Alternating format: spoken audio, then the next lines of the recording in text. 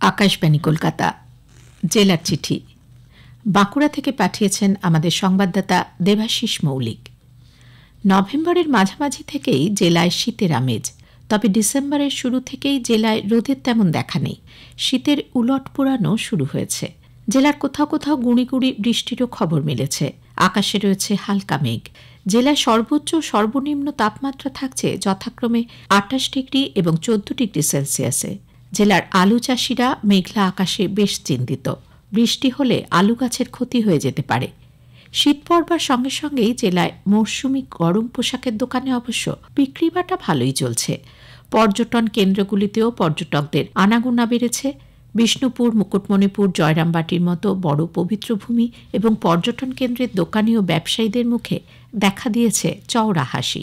শীত পড়ার সঙ্গে সঙ্গেই পথের পাশে আগুন পোহাতেও দেখা যাচ্ছে মানুষকে। প্রথা মেনে আড়ম্বরের সঙ্গে জেলার বিভিন্ন প্রান্তে জমে উঠেছিল রাস উৎসব। জেলার মূল রাস উৎসবটি হয় বিষ্ণুপুরে। সেখানকার মাধবগঞ্জে মদন গোপাল মন্দিরে ৪০টি রাধাকৃষ্ণ মূর্তির পুজো দেওয়া হয়। রাসমঞ্চকে সুসজ্জিত করে চলে পূজার্চনা। প্রথা মেনে জেলা সদর শহরের রাজতলা, গোপীনাথপুর, মালিয়ারা, নিকুঞ্জপুর, খামারবেড়িয়া, ব্রজরাজপুর, কুমিদ্দা, মাসিশাসপুর প্রভৃতি জায়গাতেও রাসযাত্রার উৎসব অনুষ্ঠিত হয়। বহু জায়গাতেই চলে মোরগ লড়াই, গরু খুটান ও নানা ধরনের নৃত্য প্রতিযোগিতা। ঐতিহ্য পরম্পরা মেনে জেলার বহু জায়গায় বাড়িতে বাড়িতে পালিত হয়েছে ঋতু উৎসব নবান্ন। জেলার উত্তর দক্ষিণ সহ বহু জায়গাতেই পিঠে পায়েসের ভোগ নিবেদন করা হয়। নতুন আমন ধানের অন্ন খাওয়ার আগে জেলা জুড়ে সেই অন্ন ভগবানকে নিবেদন করার রীতি আছে আজও। যেখানে ঢেঁকি আছে সেখানে ঢেঁকিতে ছাটা চাল গুঁড়ো করে সেই গুঁড়ি থেকে নানা ধরনের পিঠে তৈরি করে তার সঙ্গে নতুন চালের পায়েসান্ন তৈরি করে ঠাকুরকে নিবেদন করা হয়। ঘর দোরে ধানের পালুই মড়াইয়ের আশেপাশে দেওয়া হয় আলপনা। গ্রামে দেবী মহামায়ার অধিষ্ঠান প্রতিমা তৈরির নিয়ম নেই, তাই দুর্গাপুজোর বদলে গ্রামে কার্তিক পুজোয় রাবণ পোড়া উৎসব পালিত হয়। বড়জোড়া, সাহারজোড়ায় রাবণ পোড়া ও আতশবাজি প্রদর্শনী জমে ওঠে হাজার হাজার দর্শনার্থীদের ভিড়ে। তৈরি করা হয়েছিল বিশালাকার রাবণের মুখোশ। মুখোশের মধ্যে ঠাসা ছিল রঙিন আতশবাজি। গ্রামবাসীরা জানান, রাবণকে অশুভ শক্তির প্রতীক হিসেবে মনে করা হয়, আর তাই রাবণ পোড়ানোর মাধ্যমে অশুভ শক্তির বিনাশের প্রার্থনাই জানান তারা। বাঁকুড়ার দ্বাদশ শ্রেণীর ছাত্রের তৈরি পার্টিকেল এবার পাড়ি দিতে চলেছে ইন্টারন্যাশনাল স্পেস স্টেশনে।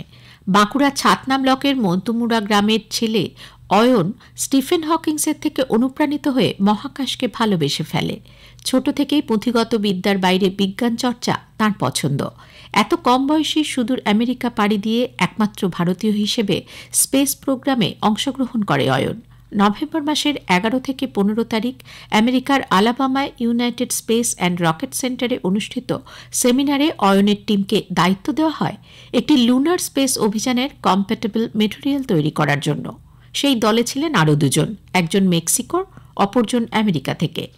অয়নদের ডেভেলপ করা মেটেরিয়াল সিলেক্ট করা হয় মেটেরিয়ালস ইন্টারন্যাশনাল স্পেস স্টেশন এক্সপেরিমেন্টে গবেষণার জন্য। এই পরীক্ষায় উত্তীর্ণ হলে বাঁকুড়ার অয়নের তৈরি মেটেরিয়াল চাঁদে পাঠানোর সম্ভাবনা রয়েছে। শীতের আমেজ পড়তেই জেলা জুড়ে শুরু হয়েছে খেজুর গুড়ের মহল। তৎপরতা বেড়েছে শিউলিদের। খেজুর রস সংগ্রহ ও গুড় তৈরিতে তারা চূড়ান্ত ব্যস্ত এখন। জেলার আর্থিক উন্নয়নের ক্ষেত্রেও খেজুর গুড়ের গুরুত্বপূর্ণ ভূমিকা রয়েছে। জেলার অঘ্রাণ এবং পৌষ সংক্রান্তিতে খেজুর গুড়ের চাহিদা থাকে তুঙ্গে। বর্তমানে জেলায় খেজুর গুড় বিক্রি হচ্ছে প্রতি কেজি ১০০ টাকা দরে। তবে খেজুর রসের চাহিদা আগের মতো নেই। রস সংগ্রহ, গুড় তৈরি, বাজারজাত করা, জ্বালানি সংগ্রহ এই সমস্ত কাজেই আপাতত ব্যস্ত শিউলিরা। জেলার গ্রামে গ্রামের পথে এখন খেজুর গুড়ের সুবাস। বছরের শেষের মাসের প্রথম দিন ডিসেম্বরের পয়লায় হিমেল হাওয়া গায়ে মেখে বাঁকুড়া রবীন্দ্র ভবনে শাস্ত্রীয় সঙ্গীতের অনুষ্ঠান জমে উঠেছিল।